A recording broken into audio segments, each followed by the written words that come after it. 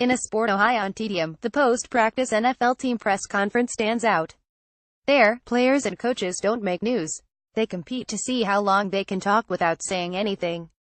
It's a safe space, in other words, a marked exception in a game of unforgiving brutality. And when Cam Newton took his place at the lectern inside the Carolina Panthers briefing room on Wednesday, there was little reason to believe this ritual obligation would even bruise him. But then a little more than halfway through his 11-minute and 20-second appearance, the 28-year-old former MVP quarterback recognized an inquisitor in his audience named Jordan Rodriguez, a 25-year-old beat writer for the Charlotte Observer. Her question, about the zeal with which a third-year receiver called Devin Funchess ran his routes during a 7-catch, touchdown performance in the Panthers' road victory against the New England Patriots last Sunday, reeked of technical insight. It suggested a reporter who, unlike an embarrassing number of her peers, doesn't see the working press box, with its free Wi-Fi and hot food, as little more an ideal place to follow the progress of her fantasy football team. Rodriguez's question was maybe the best question, a nerdy question, the kind of icebreaker that can really perk up a player at the end of another withering day of meetings and drills. And, alas, perk up Newton did.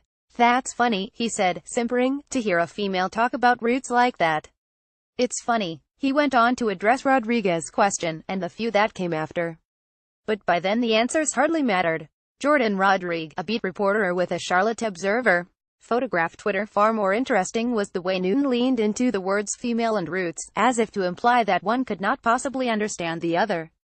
No sooner did the words fly out of his mouth and circulate on social media, if not the highest court of public opinion, then certainly the swiftest in the land. Its many eager jurists have a particular talent for reducing a nuanced discussion with the potential to affect real change into a back-alley brawl. You know, because that, at least, has entertainment value. Sizzle. And here in this otherwise forgettable press conference, the highlight of which lasted a total of 21 seconds, was yet another occasion to pick a team. On one side you have Newton standing in for every passive-aggressive, know-it-all authority who ever prowled a classroom or an office.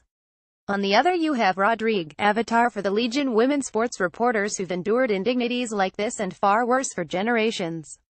To his credit, Panthers PR chief Stephen Drummond convened a meeting between the two parties in hopes of a resolution. But, Rodriguez tweeted, that meeting, which she did not tape, was worse.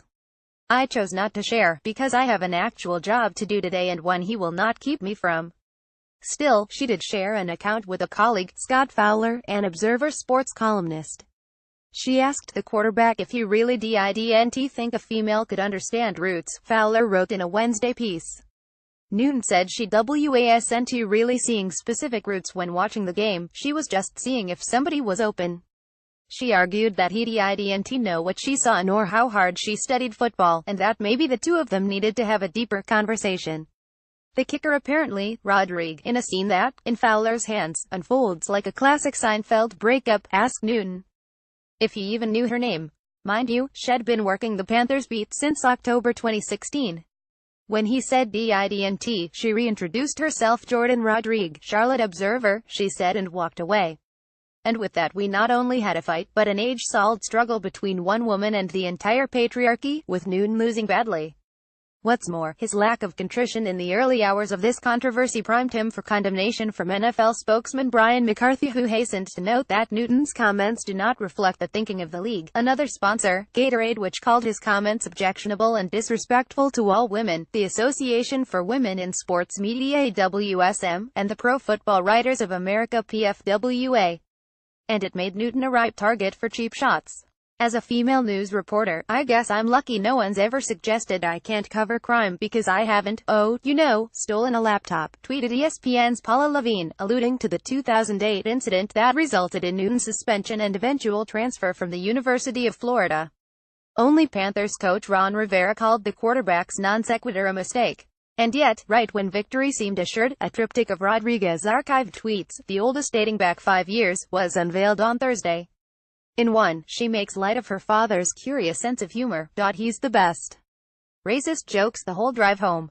In another, she retweets a version of the N-word, which prompted a scornful digression from PFWA in the otherwise anodyne statement it distributed in support of Jordan on Thursday.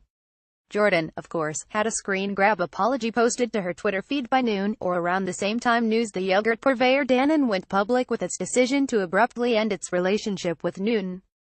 The true cost of that divorce, a not insignificant chunk of an estimated $13 million endorsement portfolio, which is about what the Panthers pay him to suit up on Sundays. And with that, the fight turned again, with racism in the advantage. To wit, the immediate calls from Black Twitter for a Dannon boycott. How is this story, a workplace matter that really should have been resolved privately, even a thing, you ask, because conflict, in black and white, still makes the most compelling spectacle? Sports have promoted them so well over the years that, well, it was just a matter of time before the less entertaining areas of life got in the game. And so people like CNBC's Jim Cramer further divided stocks and bonds into winners and losers. Politics are less about issues than optics, as much for the newsmakers as the networks vying to see how many pundits they can cram onto their pre- and post-game show desks. Outrage culture is all the rage, and so the news never rests. No story, however false the premise or equivalency, is too small. This story, suddenly the week's biggest NFL headline, is proof.